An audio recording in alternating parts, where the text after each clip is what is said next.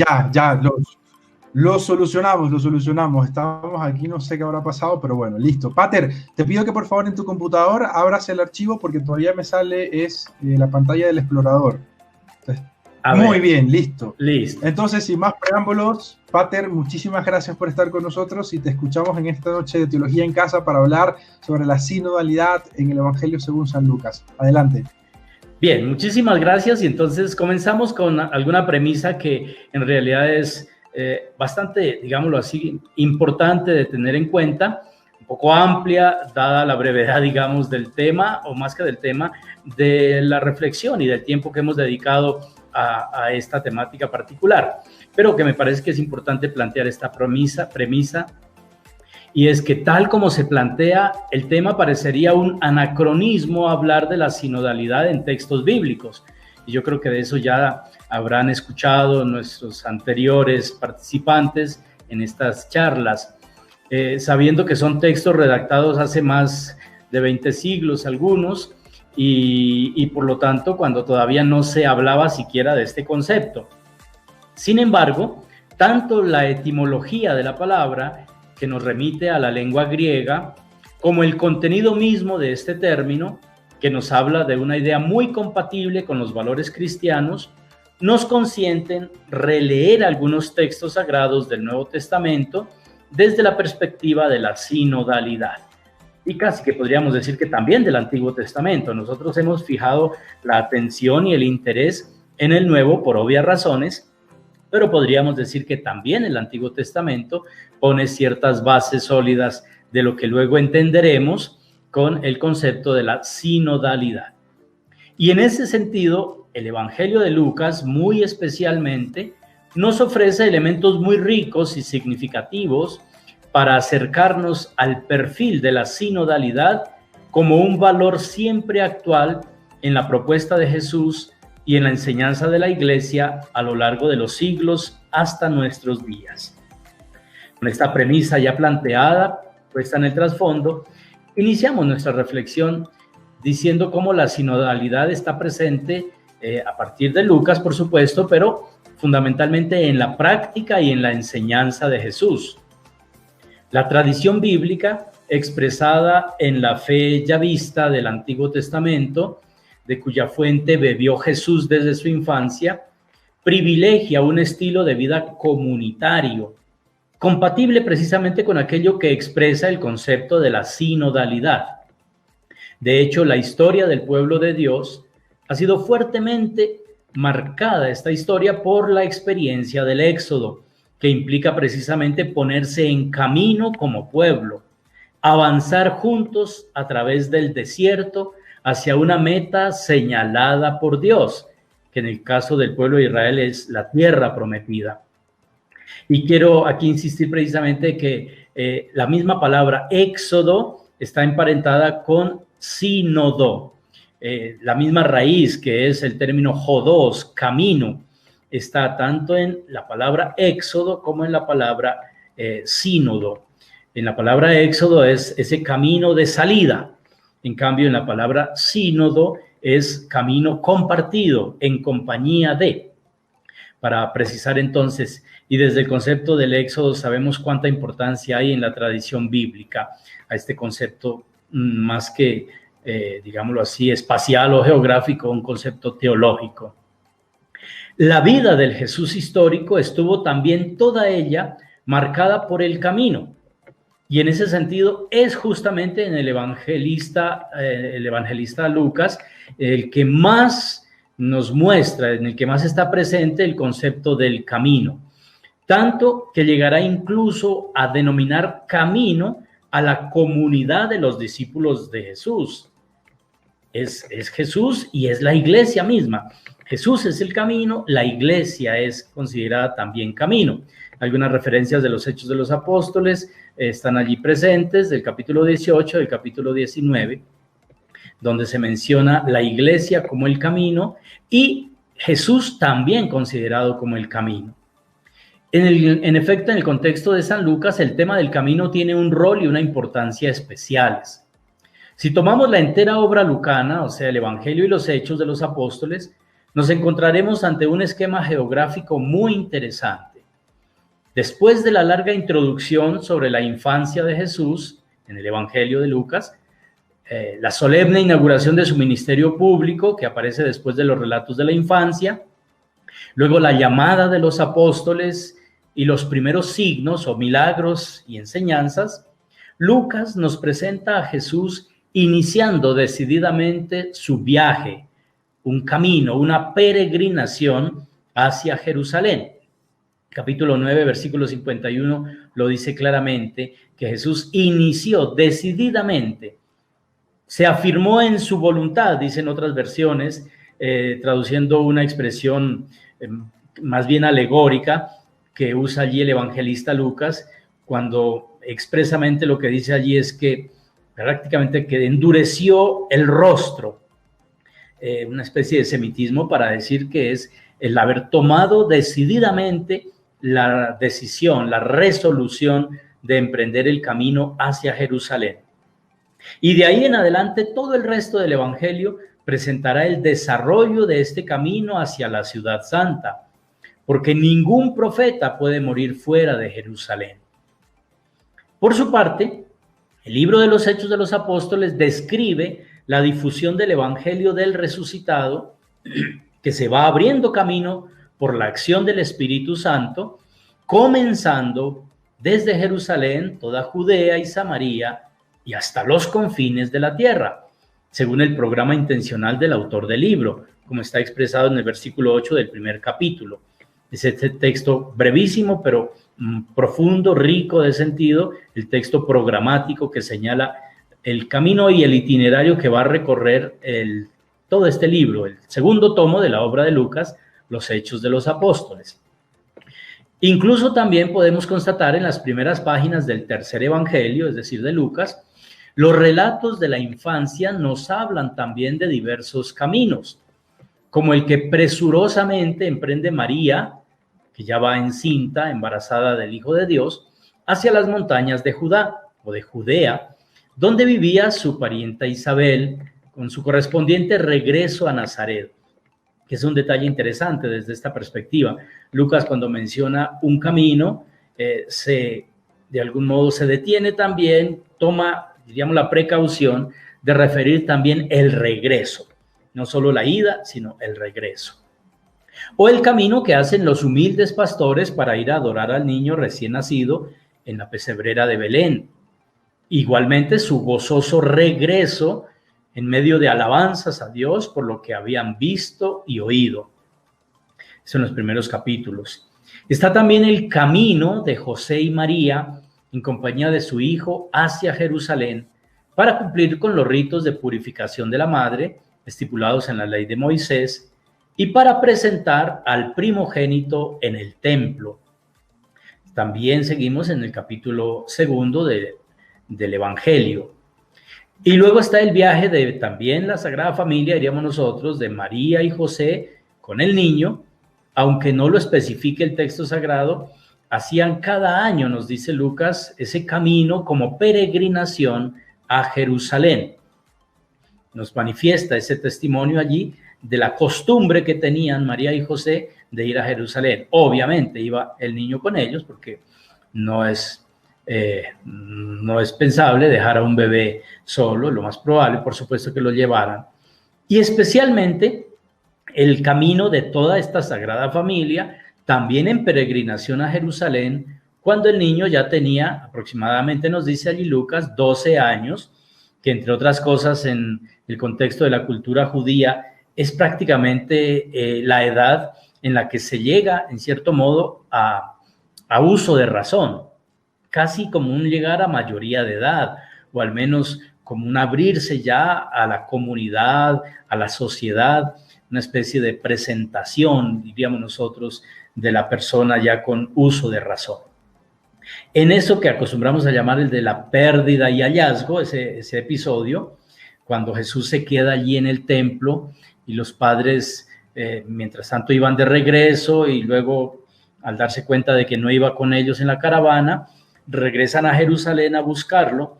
Y finalmente también se menciona el retorno de todos a Nazaret, cuando el niño después del episodio allí en el templo, junto a los doctores a quienes escuchaba y a quienes hacía preguntas muy inteligentes, sentado allí escuchando a los maestros, doctores de la ley en el templo. Después de esto nos menciona Lucas que regresó con sus padres a Nazaret. De manera que la presencia del camino aquí es bastante generosa y abundante por parte del evangelista Lucas. Antes de iniciar su actividad pública, Lucas nos refiere también otros viajes significativos de Jesús, como el que hizo al Jordán para recibir allí el bautismo de parte de Juan, y el que hizo también, conducido por el Espíritu Santo, como advierte el evangelista, del Jordán hacia el desierto para superar allí la prueba de las tentaciones.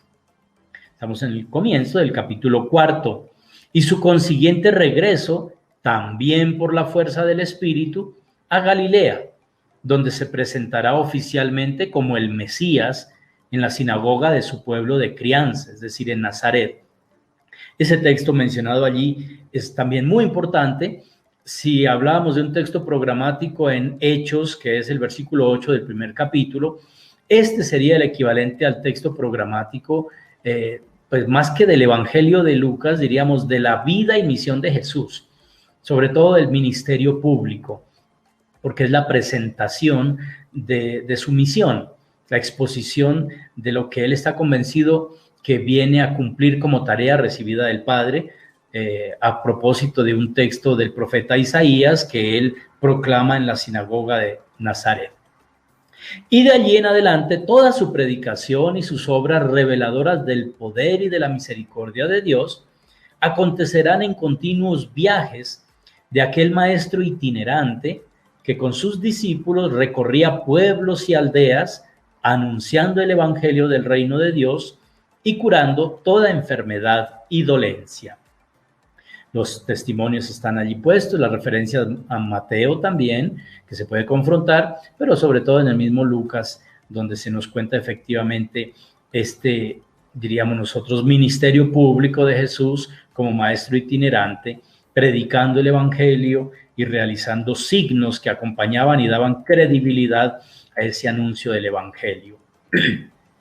Luego de la pasión, muerte y resurrección de Jesús, en el contexto del relato de los discípulos de Maús, por ejemplo, son muchos los detalles que remiten al concepto del camino. Y, aunque sobraría decirlo, tal vez para mayor claridad, recordemos que la insistencia en el concepto camino, que en Lucas es fundamental, nos lleva de inmediato al concepto de sinodalidad, porque el término, en la etimología de sinodalidad, el término clave justamente es hodos, es camino. Camino compartido en el caso del concepto sinodalidad o sínodo. Camino de salida, decíamos, en el caso de éxodo.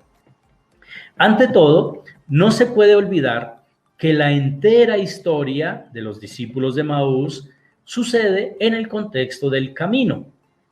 Primero está el viaje, y casi diríamos la huida de Jerusalén hacia Emaús. Y después del reconocimiento, el camino de regreso nuevamente a Jerusalén. Los discípulos iban dándole la espalda a la comunidad cuando iban emprendiendo el viaje de Jerusalén hacia Emaús. Pero después del encuentro con el resucitado, de la palabra que les anunciaba y que hacía arder sus corazones, y sobre todo de ese pan recibido del Maestro, que les permitió de alguna manera reconocerlo como el resucitado, emprenden también el camino de retorno a Jerusalén, que en cierta manera es reconocimiento del valor de la comunidad y regreso a la comunidad. Lucas tiene el cuidado de enfatizar la importancia del camino en este episodio. En los versículos 25 y 32 resume lo sucedido en esos versículos que son como flashback, ¿no? Como pequeñas fotografías del pasado, recordando que la preparación de aquello que acontece en la cena había tenido lugar durante el camino. Pero también, desde los primeros versículos, había ya usado algunos verbos que implicaban este sentido del caminar. El versículo 13, abriendo el relato, iban en camino hacia una aldea. Versículo 15, se acercó y caminaba con ellos, referido a la actitud de Jesús cuando entra en escena, acompañando precisamente el caminar de los discípulos. Luego, cuando les pregunta también en el versículo 17, ¿qué discursos son estos que discutís entre vosotros mientras vais caminando? O luego también se acercaron a la aldea donde se dirigían y él fingió ir más lejos. En el versículo 28. Regresaron a Jerusalén, prácticamente al final, cerrando el episodio, nuevamente el concepto del camino, verbos de movimiento, diríamos nosotros en términos un poquito más técnicos, o si quisiéramos usar un lenguaje, diríamos, de exégesis, hablaríamos de un campo semántico, que es como esa serie o ese grupo de términos emparentados entre sí con un concepto o una idea compartida, un concepto común. Aquí la idea compartida es la del avanzar o caminar, o verbos de movimiento que hemos dicho, y que por lo tanto están dentro del campo semántico que llamamos el camino, que estamos profundizando en Lucas. Además, es claro que los discípulos, al mismo tiempo que hacían el camino físico, realizaban también un camino interior, que muy bien podemos llamar camino de conversión a Cristo, con Cristo y por Cristo. Es un itinerario realmente de conversión, y de hecho algunos autores estudiosos de este pasaje califican el episodio de los discípulos de Maús como un relato de conversión, como la narración de una verdadera conversión. Y es exactamente lo que acontece en la compañía de Cristo, que primero les hace arder el corazón con su palabra y con la explicación de las Sagradas Escrituras en clave cristológica, y luego con la fracción del pan, que como decíamos, también abre los ojos, permite reconocer al Maestro resucitado. Eso va produciendo en ellos un proceso de conversión, un camino que los lleva luego, como decíamos hace un momento, a volver también a la comunidad, regresar a la comunidad. Entonces, el concepto del camino físico está escondiendo o representando, también podríamos decirlo, otro camino mucho más teológico y espiritual, que es el de la conversión que van viviendo, y es precisamente un camino compartido. Por lo tanto, ahí en este pasaje de los discípulos de Maús está muy bien ilustrada la sinodalidad que tiene a Cristo aquí como gran protagonista, como el agente por excelencia, el que toma la iniciativa de acercarse y empezar a compartir el camino. Es la pedagogía del Maestro, la sinodalidad, es la pedagogía de Jesús el Maestro. Nos lo está enseñando aquí este hermoso episodio de los discípulos de Maús. Y efectivamente fue Jesús quien acompañó en este proceso a los discípulos, primero como forastero desconocido y luego como aquel que enardecía sus corazones con su palabra reveladora y después con su total manifestación y presencia invisible. Entre comillas, presencia invisible, porque en realidad cuando el texto nos dice que él entró para quedarse, todos esperábamos que se quedara y de alguna manera se queda. Diríamos nosotros, es una presencia diversa a la física, por eso le pongo entre comillas a este concepto que parece un poco contradictorio, pero que en el contexto de los discípulos de Maús entendemos a qué se refiere. Que Jesús se hizo invisible a sus ojos, dice el texto, o desapareció a su vista, pero había prometido quedarse y por lo tanto se queda con ellos. No falla a su promesa, está presente con ellos, pero de otra manera. Ya en términos más cristianos y católicos y de nuestra iglesia, hablaríamos de una presencia sacramental. Y si queremos concretamente, en la interpretación eucarística de este pasaje de Maús, sería la presencia eucarística la que permanece con ellos, esa presencia invisible. Gracias a esto, los discípulos pudieron hacer su propio camino de fe, que además es muy compatible con lo que decíamos, un camino de conversión es un camino de maduración en la fe. de una fe de alguna manera decepcionada por el drama de la muerte en cruz del Maestro, a una fe profunda y madura de la resurrección, una fe que con el encuentro con Cristo se hace gratuita, se hace madura, y que se expresa precisamente también en esto que decimos aquí, el paso que van dando de la tristeza a la alegría. De hecho, al comienzo se dice que iban, algunas versiones llaman cariacontecidos, con semblante triste, iban de alguna manera sumidos en la tristeza. Pero después la alegría se apodera de sus corazones y salen corriendo gozosos a comunicar a otros esa noticia. Del desánimo a la confianza, de la desilusión a la esperanza, de los ojos impedidos y los corazones tardos y necios que el mismo Jesús les reprocha al comienzo del camino, a los ojos abiertos para reconocer a Jesús y sus mentes igualmente abiertas ya al sentido de las Escrituras. Eso lo había hecho la palabra de Cristo. Podemos pues decir que para los discípulos de Maús, Jesús en persona, ya interpretándolo nosotros como palabra y Eucaristía o palabra y signo, fue el camino auténtico hacia la fe pascual y hacia el compromiso misionero, hacia la alegría plena y hacia la comunión con Dios, con ellos mismos y con la comunidad. Es decir, Jesús fue para ellos el camino de la salvación.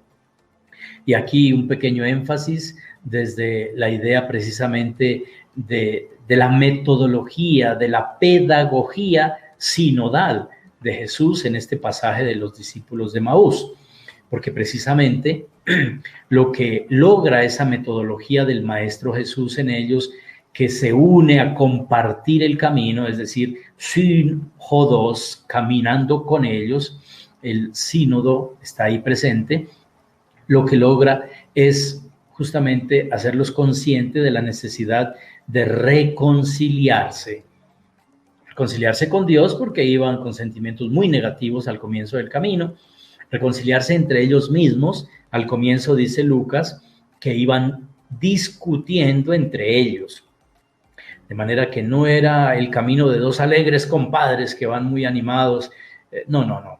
Es un camino un poquito amargado, entre comillas, por la discusión, por el conflicto, por el litigio entre ellos. No iban de acuerdo, iban discutiendo entre sí. Y además decíamos, iban también rompiendo con la comunidad, dando la espalda a la comunidad que ya estaba reunida allí en Jerusalén. Por lo tanto, la pedagogía de Jesús, esa metodología de sinodalidad aquí en los discípulos de Maús, les permite fundamentalmente retornar, regresar, reconciliarse, volver a establecer armonía con Dios, entre ellos mismos, y decíamos, y también con la comunidad, porque vuelven a Jerusalén, regresan a la comunidad, al seno de la comunidad. Y la reconciliación entre ellos también está allí de manera maravillosa expresada por el evangelista. Solo que de pronto, como estamos tan acostumbrados a leer los textos, no percibimos ciertos detalles de los términos que se usan. Pero, por ejemplo, hacia el final, a propósito de esta reconciliación, cuando se dice que se dijeron entre sí, ¿acaso no ardía nuestro corazón dentro de nosotros cuando nos hablaba por el camino, nos explicaba las Escrituras? Esa expresión, se dijeron entre sí, es muy interesante y es muy elocuente, porque hubiera podido decir el evangelista, Cleofás le dijo a su compañero, o uno le dijo al otro, que sería, entre comillas, lo más lógico, porque es una expresión que alguien comunica a otro.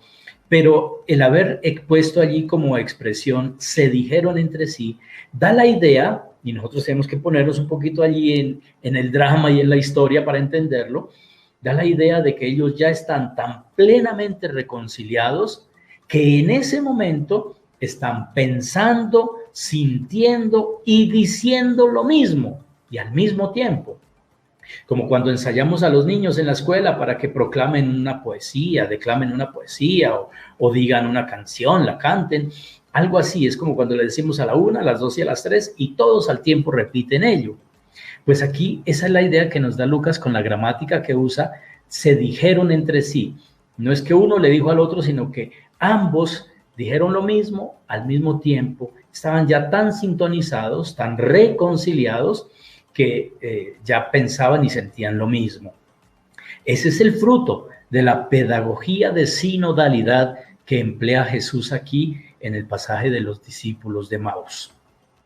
En efecto, y voy a citar aquí palabras de mi superior general, que precisamente dedicó la carta anual a la congregación a este tema de la sinodalidad. Cito estas palabras del padre Valdir José de Castro. Dice: Jesús no solo indica un camino a seguir, no solo nos motiva a recorrer un camino sinodal, sino que él mismo se presenta a sus discípulos como camino, un término que aparece en el Evangelio de Juan. En efecto, cuando Tomás plantea la pregunta: Señor, no sabemos a dónde vas, ¿cómo podemos saber el camino?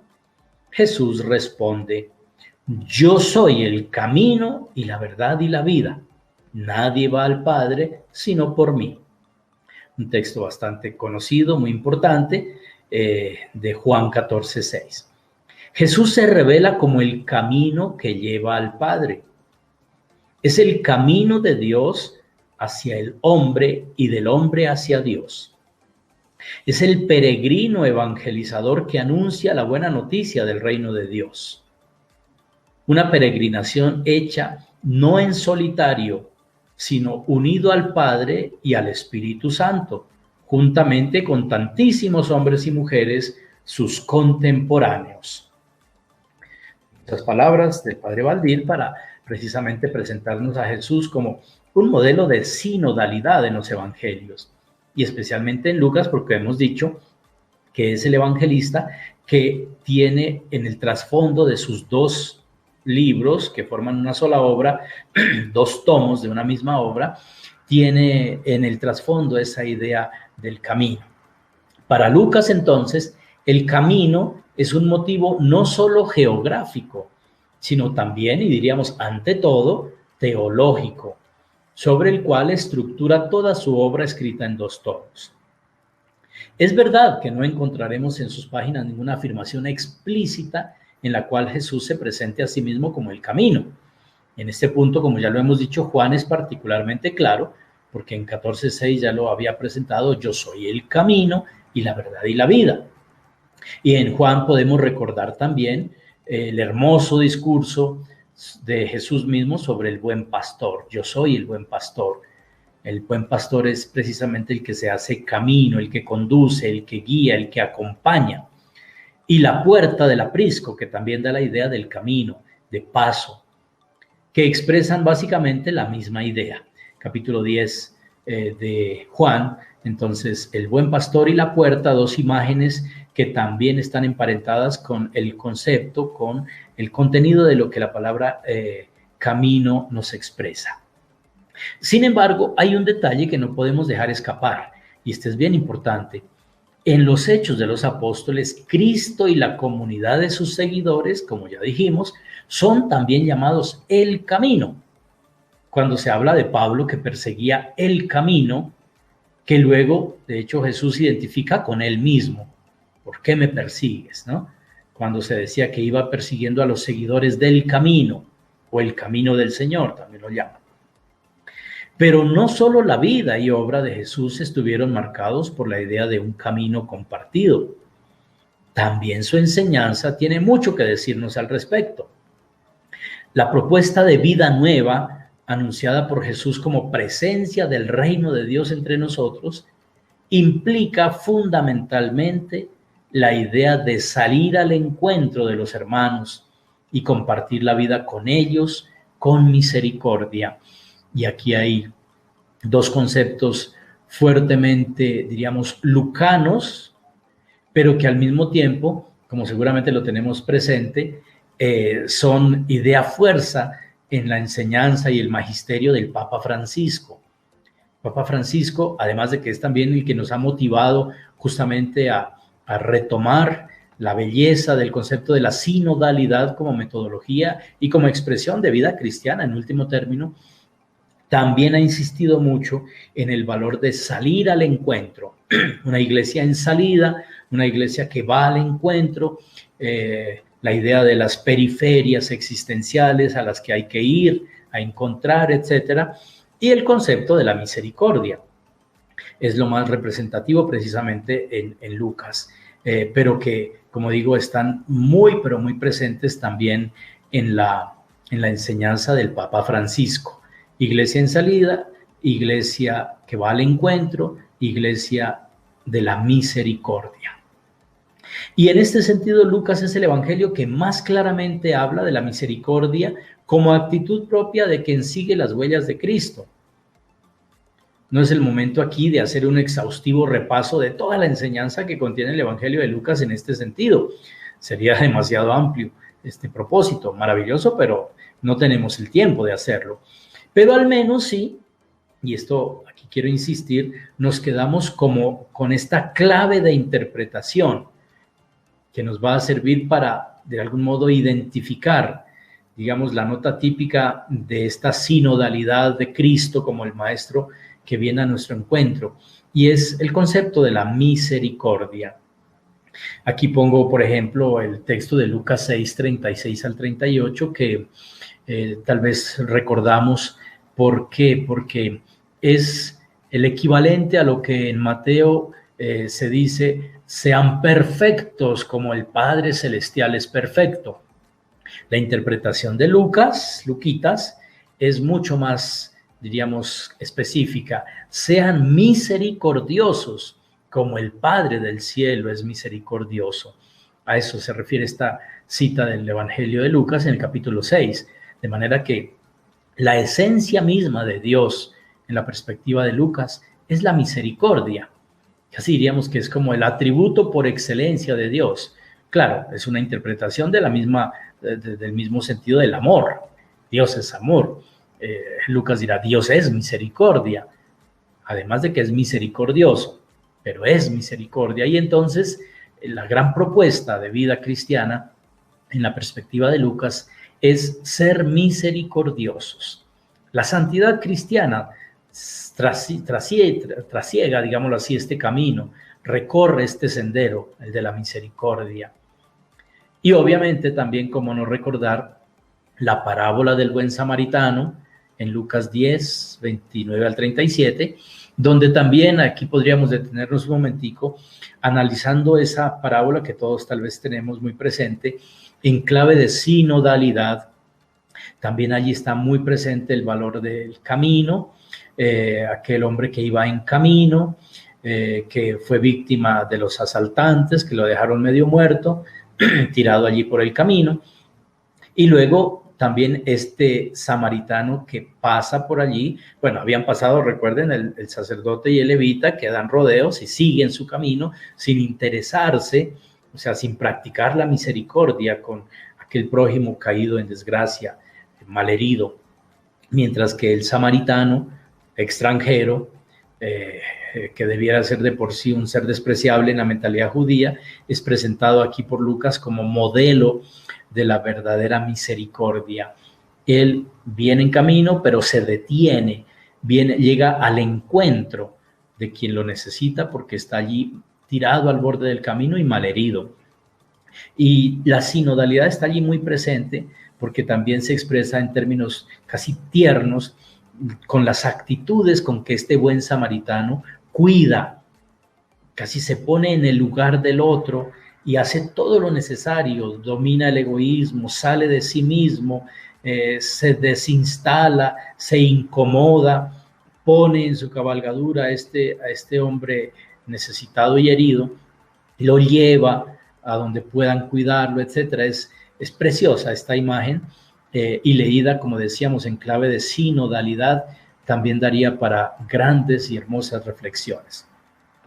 Y obviamente esta otra parábola, la del hijo pródigo y padre misericordioso, son una sola parábola, pero los dos, digámoslo así, términos o protagonistas o agentes allí de la misericordia, el hijo pródigo que la experimenta y que la disfruta de parte del padre, y el padre que la ofrece generosamente. Lastimosamente, el hermano mayor no abrió el corazón a esa misericordia, no experimentó.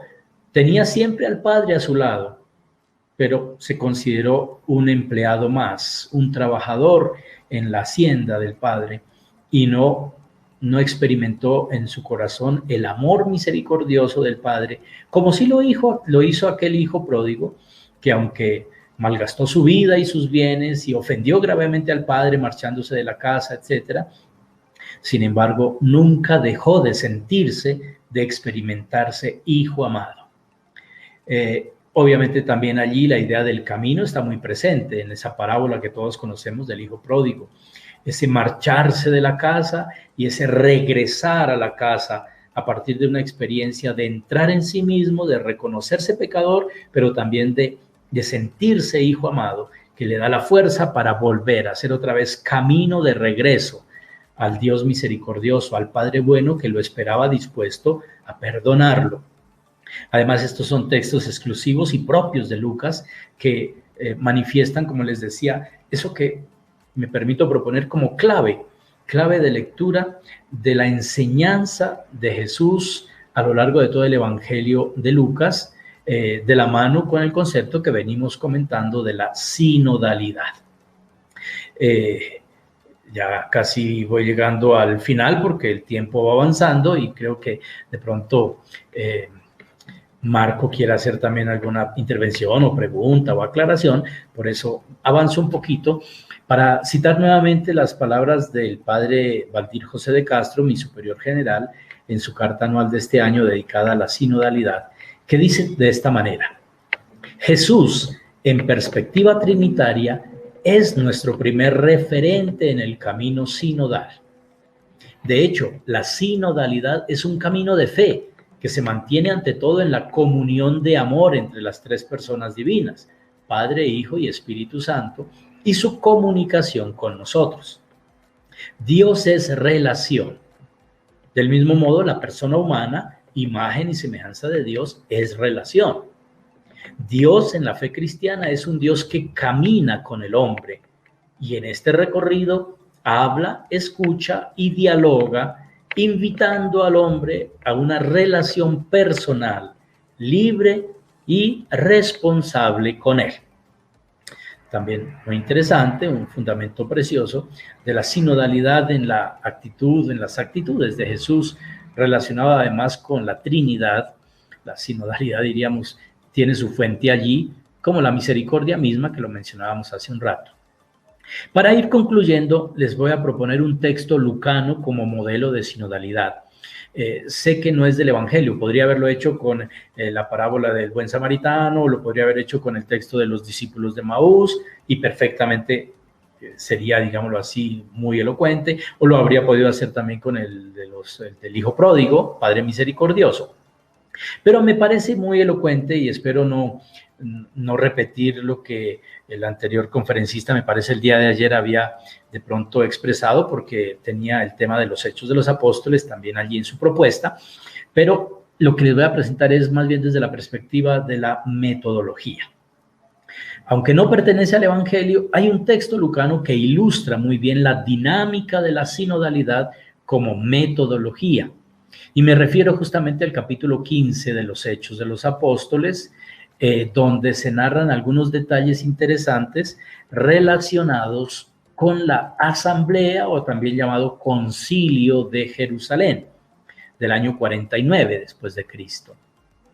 Revisemos el texto siguiendo los pasos de la metodología sinodal. Y antes de comentarlo, precisamente les recuerdo cuáles son como esos elementos que hacen parte de la metodología sinodal: la escucha, el diálogo, el discernimiento, la decisión y la realización. Son como los 5 momentos o elementos que hacen parte de la metodología sinodal. Empecemos por la escucha. Cuando se reúnen los apóstoles y presbíteros en Jerusalén, y estoy siguiendo de cerca el texto del capítulo 15 de los Hechos, se reúnen, dice, para dirimir la cuestión de qué hacer con los paganos que deseaban ser cristianos. Contextualicemos un poquito esto. Resulta que Pablo y Bernabé habían hecho ya su primer viaje misionero por tierras, diríamos así, paganas o al menos extranjeras, por Asia Menor. Habían salido de Antioquía de Siria y habían visitado poblaciones de la Galacia, digamos, grande, en el sentido amplio, en Asia Menor.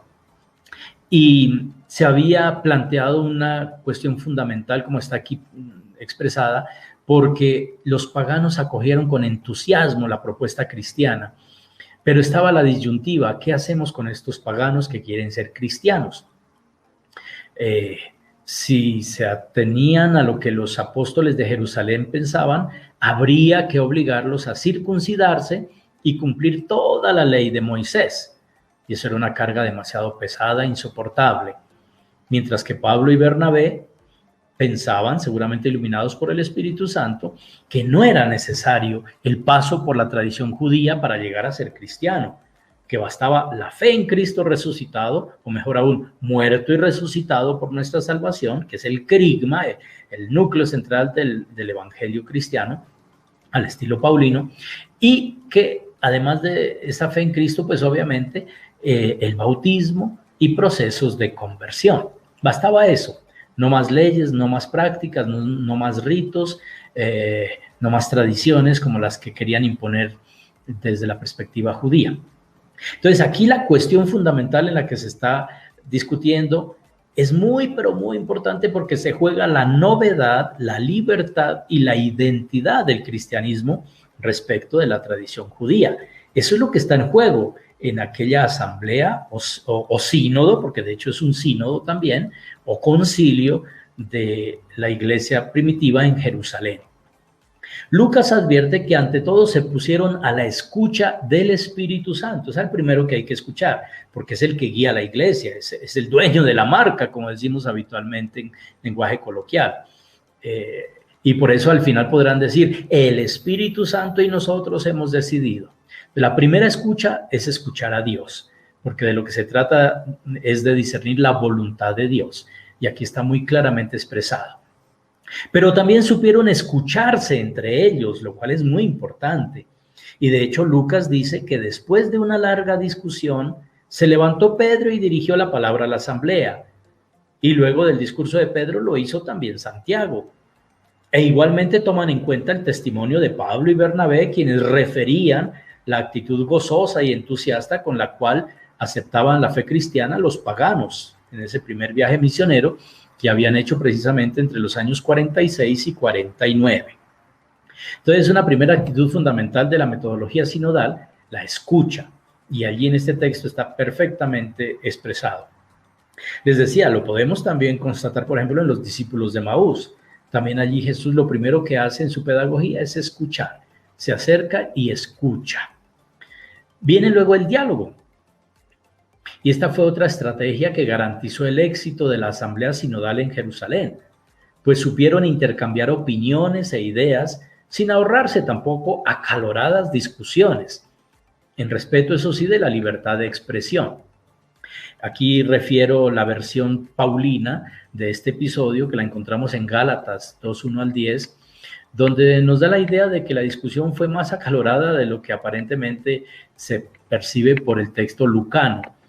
En Lucas sí se menciona que hubo de hecho discusión, pero como que se supera rápidamente. En cambio, la perspectiva de Pablo en Gálatas es un poquito más cruda, da la idea de que hubo más tensiones allí. Lo cierto es que esto nos lleva a reconocer el valor del diálogo, el diálogo en el cual se ponen en común, digámoslo así, las opiniones, se escucha al otro, se es escuchado, así no se esté de acuerdo, se respeta, pero finalmente se va avanzando también en el diálogo hacia una decisión. Tercer elemento, entonces, discernimiento en esta dinámica sinodal. Fruto de la escucha y del diálogo, los presbíteros y apóstoles supieron discernir la voluntad de Dios para su iglesia en ese momento crucial y decisivo. Y ese discernimiento estuvo iluminado fundamentalmente por la presencia y la acción del Espíritu Santo que presidía la reunión. varias veces está expresada esta idea, pero lo cierto es que hubo discernimiento a la luz del Espíritu Santo. Se pusieron todos, digámoslo así, en la escucha del Espíritu para discernir la voluntad de Dios, porque era lo que había que salvaguardar. Después, la decisión. Las discusiones, el diálogo son siempre necesarios, pero no se pueden extender indefinidamente en el tiempo. Hay que llegar a una decisión, hay que optar. Y así lo hicieron también los apóstoles y presbíteros en Jerusalén. Hemos decidido no imponerles más cargas que las indispensables. Y al menos 3 veces, junto con este texto que ya estaba mencionado, Lucas aquí en este pasaje menciona la decisión unánime que han tomado. En conjunto hemos decidido. Versículos 22, 25 y 28 de este capítulo 15 refieren a la idea de la decisión. Y finalmente todo concluye en una realización. Una vez tomada la decisión, hay que ejecutarla. Y eso hacen también los apóstoles. De inmediato, dice el mismo Lucas, decidieron de acuerdo con toda la iglesia elegir de entre ellos algunos hombres y enviarlos a Antioquía con Pablo y Bernabé para ir a comunicarles las decisiones del concilio. Por su medio enviaron la carta que comunicaba a todos esas decisiones tomadas allí en el concilio, como lo refiere también Lucas. Ellos, después de despedirse, bajaron a Antioquía, reunieron la asamblea y entregaron la carta. La leyeron y se alegraron mucho al recibir aquel aliento. Es decir, cumplieron la tarea, realizaron lo que habían decidido a la luz del discernimiento, hecho de diálogo y de escucha. Creo que con estas ideas al menos podemos, pues, de alguna manera saborear lo que es la riqueza de este concepto de sinodalidad en el Evangelio de Lucas y en la obra de Lucas en general, que nos remite, por supuesto, a una actitud que fundamentalmente es la de Jesús. Es más, la actitud misma de Dios, que es sinodalidad, que es ponerse en camino con nosotros, venir al encuentro nuestro para compartir el camino de nuestra vida. Bueno, pues creo que esto ya nos puede dar pautas para que nuestro querido amigo Marco nos haga sus comentarios. Voy a dejar de compartir o ya se dejó de compartir. Sí, ya estamos listos. Bueno, maestro, gracias, de verdad. Siempre me encantan las propuestas y bueno, la profundidad con la que tratas los diferentes temas que bueno, te propongo. Una vez más, mil gracias por estar aquí con nosotros. Abro el espacio para quienes están conectados, puedan hacer sus preguntas, puedan proponernos sus dudas. En torno a lo que el padre Danilo nos ha propuesto hoy en torno al Evangelio de Lucas. Yo tengo una primera pregunta para abrir el diálogo, para que nos puedas orientar también. Estas implicaciones de Jesús como el camino, de Jesús como aquel que sigue esta misma pedagogía de escucha, ¿qué crees tú que en concreto nos propone como retos para la iglesia? ¿Cómo tú relacionarías esto con una eclesiología sinodal? ¿Cómo lo ves? Uy, yo creo que es una muy buena pregunta y de alguna manera también una trampa, porque es inevitable decir que hay que cambiar muchas cosas, pero afortunadamente ya no es escandaloso decirlo porque el mismo Papa Francisco es el que lo viene diciendo insistentemente, ¿no? En todo su magisterio, desde la Gaudium, Evangelii Gaudium, digamos que es como la gran propuesta que marca todo su servicio pastoral a la iglesia, desde ahí lo viene permanentemente repitiendo. Hay que cambiar mentalidad, hay que hacer una conversión pastoral, las metodologías en la iglesia, la participación de los laicos. Yo creo que esto de verdad revoluciona mucho tanto la visión de iglesia como la práctica misma, sobre todo a nivel, por ejemplo, de ciertas decisiones, ¿no? Y quiero extraer aquí a colación del mismo Papa Francisco un detalle que a mí me ha llamado mucho la atención, sobre todo en la Evangelii Gaudium, pero también en otras catequesis y documentos. El Papa ha citado mucho, por ejemplo, las conclusiones de los sínodos de las iglesias de los diversos continentes, de las conferencias episcopales, de lugares hasta bastante lejanos a nosotros. Si nos fijamos en ese detalle y nos parece muy interesante que como que él descentró muchas cosas, ¿no? No cita solo lo estrictamente hecho allí en Roma, en la Ciudad del Vaticano, sino que cita con peso de autoridad las decisiones de los sínodos de la Iglesia en América, de la Iglesia en África, de la Iglesia en Oceanía, de la Iglesia, en fin. Yo creo que este es un detalle muy interesante que nos está hablando de eso que usted propone precisamente, Marco, que es una nueva eclesiología que en realidad, más que nueva, sería la eclesiología del Nuevo Testamento, la eclesiología del Vaticano II, que lastimosamente no hemos terminado de aplicar y a veces ni siquiera de entender, pero que por ahí tiene que ir precisamente por términos de sinodalidad, de apertura, de participación en las decisiones que afectan la vida y la esencia misma de la fe cristiana. Yo tengo justamente pensando en eso una segunda pregunta, y es el tema de cómo dialogar con los que piensan diferente también dentro de la iglesia. ¿Qué opinas tú? Yo creo que retomando los 5 elementos que proponía de la metodología de sinodalidad, precisamente hay que partir de eso, o sea, de escuchar opiniones diversas. Lo decía a propósito del Concilio de Jerusalén, que eso fue lo que hicieron y fueron acaloradas las discusiones y no se ahorraron, diríamos nosotros, ninguna incomodidad que de hecho causaba polémicas, controversias seguramente, no se las ahorraron y estuvieron abiertos a respetar y escuchar esas opiniones ajenas y luego a entrar en diálogo y en discernimiento. Yo creo que desde los aspectos prácticos de esa metodología caben precisamente esas propuestas que menciona Marco, como de escuchar lo diverso, de grupos, de iglesias, de, no sé, de comunidades diversas o de fe diversa, de credos diversos. En fin, ahí cabe muchísimos elementos de diversidad que también tienen una palabra que dar, que también tienen una opinión que compartir con nosotros y que en el ámbito de la iglesia debemos saber acoger y escuchar con respeto para hacer nuestros propios discernimientos también de la voluntad de Dios, ¿no? Totalmente de acuerdo contigo. Yo creo que el proceso de renovación que el Papa Francisco nos propone justamente tiene que ver con eso, porque otra tentación que yo he percibido, padre, es el tema del concepto de iglesia. A veces se piensa en la iglesia como una estructura y no como justamente nos muestra Hechos de los Apóstoles, el grupo de discípulos, ¿no? El grupo de seguidores de Jesús. ¿Cómo qué propuesta nos podrías regalar tú también para los laicos que en algunos lugares estamos un poco incómodos por el clericalismo? ¿Qué nos puedes proponer tú también desde tu ser sacerdote y acompañante también de comunidades?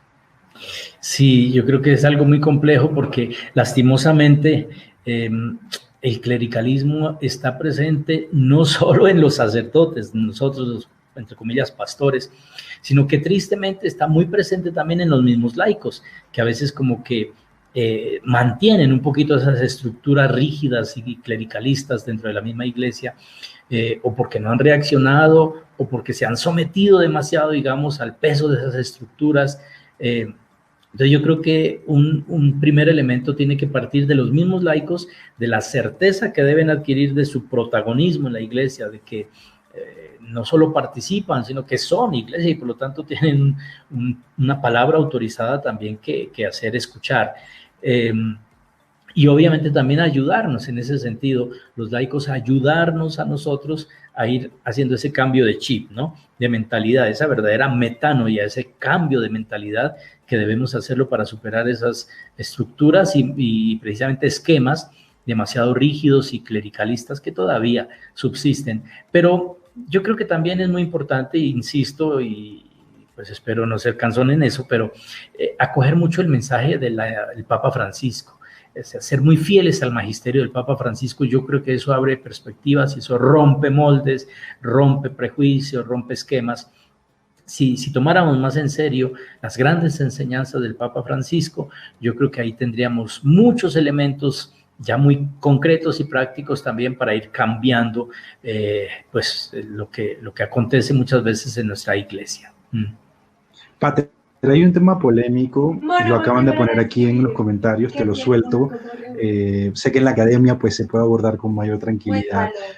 La iglesia sinodal, ¿no? La renovación. ¿Qué hacemos con el tema de la mujer que ha aparecido una vez más con el Papa Francisco, de las diaconisas, ¿cuál sería tu manera de mirarlo?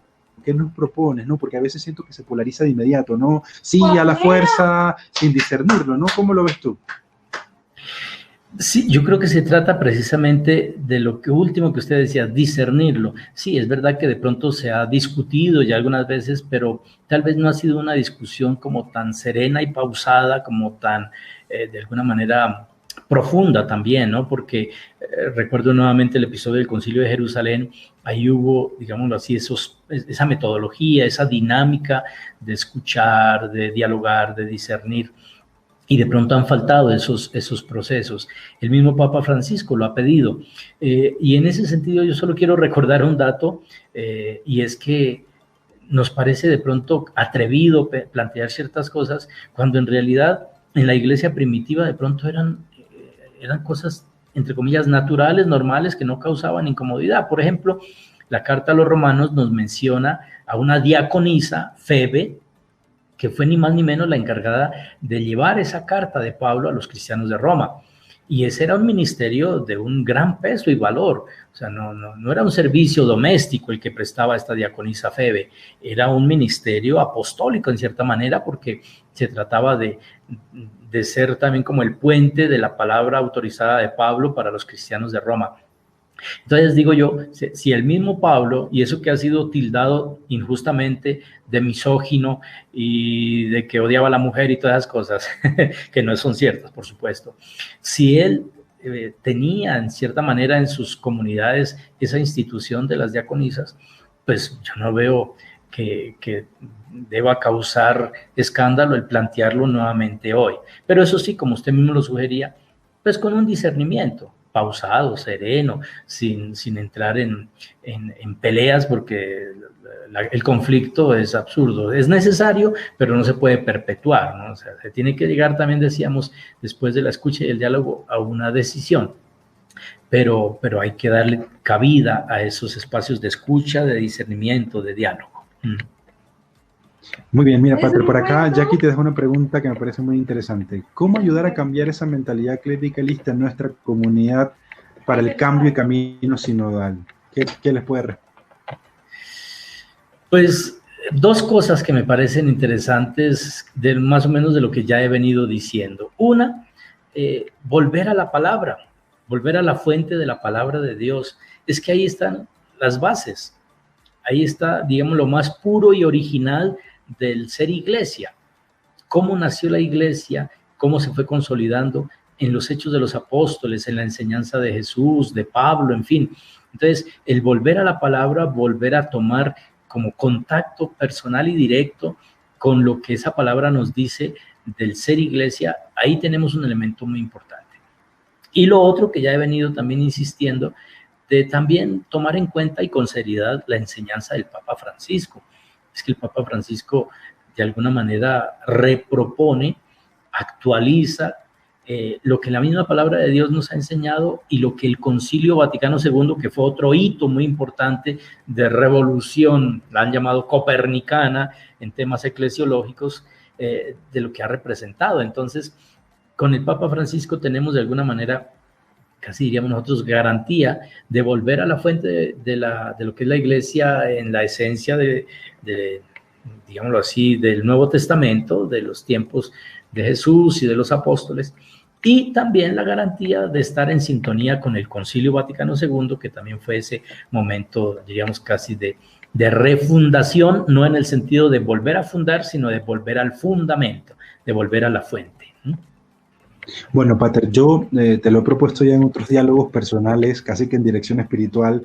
Jackie también lo trae de vuelta, y es, la gran mayoría de personas que están conectados con nosotros en estos momentos son laicos. ¿Cómo hacer para que este anuncio de un cambio, de volver al Concilio Vaticano II, volver a las fuentes, no sea visto ni catalogado como, no, es un revoltoso, es un...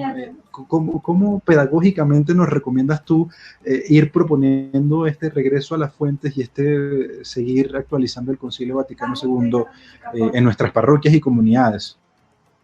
No, es que yo creo que todo lo que se haga, por ejemplo, en formación bíblica y en formación eclesiológicas desde el Vaticano II no tiene por qué ser visto, digámoslo así, como escandaloso ni como rebelde, porque es que qué más, digamos, qué más autorizado, qué más de peso que la palabra de Dios y que el Concilio Vaticano II, que marcó, digamos, como el gran modelo de iglesia en los últimos tiempos, siglos y milenios seguramente. Entonces, yo no veo que, digamos, de por sí eso vaya a causar o tenga por qué causar polémica. Entonces, todas las iniciativas que se propongan en el campo de la formación, insisto, eso sí, que yo creo que es muy importante, la formación, a la luz de la palabra de Dios y a la luz del Concilio Vaticano II, toda iniciativa que se proponga necesariamente tendría que llevarnos a eso que estamos diciendo, a cambios de mentalidad, a renovación, a sacudir un poco estructuras.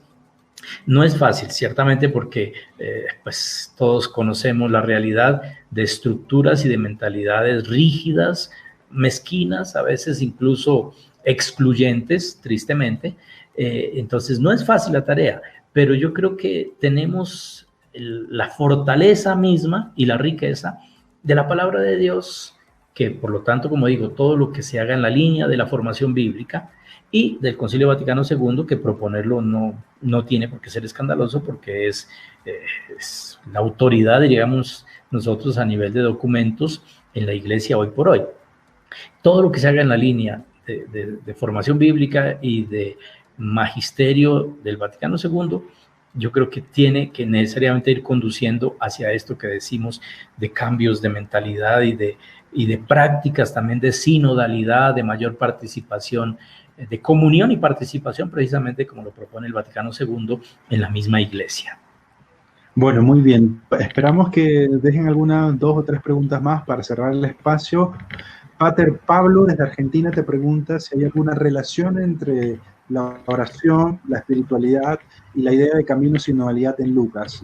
¿Hay alguna relación? ¿Se iluminan? Sí, yo creo que, y es muy buena pregunta y gracias por eso, porque me permite también ir complementando un poquito esa idea. De hecho, cuando mencionábamos la metodología sinodal, decíamos que la primera escucha es al Espíritu y por lo tanto la oración es la actitud primera y fundamental para poder discernir la voluntad de Dios y para poder compartir un camino. Y no por casualidad, Lucas es el evangelista que no solo nos habla más, decíamos, del caminar con, o sea, de la sinodalidad y de la actitud de Jesús que camina con nosotros, sino que es también el que mejor nos presenta el valor de la oración. Oración entendida en su sentido profundo como diálogo, comunicación permanente y vital con Dios. El Jesús que nos presenta Lucas es un Jesús orante y maestro de oración. Insiste mucho, solo cito un pasaje como para ilustrar esto. Mientras Marcos, cuando Jesús llama a los discípulos, a los primeros 12, dice que subió a la montaña y luego llamó a los que él quiso para que estuvieran con él y para enviarlos a predicar, Marcos 3:13. El paralelo de Lucas, Marcos ya había, con esa expresión subir al monte, ya había insinuado que era oración. Pero el paralelo de Lucas es mucho más claro, casi diríamos incluso redundante, porque dice Lucas allí en su paralelo de este pasaje, capítulo 6, dice, subió al monte a orar y pasó toda la noche en oración. Y luego sí, eligió a los 12.